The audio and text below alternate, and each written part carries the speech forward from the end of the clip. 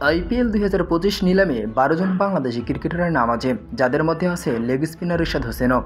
গত টি-20 বিশ্বকাপে 14 উইকেট নিয়ে নজর কেড়েছিলেন তিনি। স্বাভাবিকভাবেই এবারের আইপিএলে তার দিকে নজর থাকবে ফ্র্যাঞ্চাইজিগুলোর। রিশাদ নিজেও এখনও বেশি আশা করতে চান না।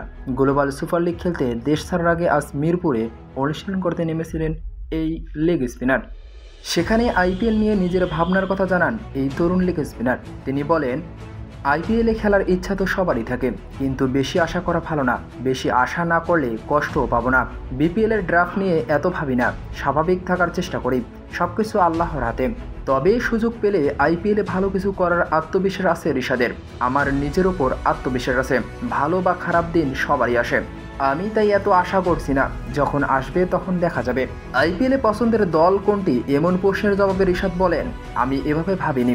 দেখা গেল আমি ভাবলাম চেন্নাই, কিন্তু ডাক পড়লো অন্য দলে।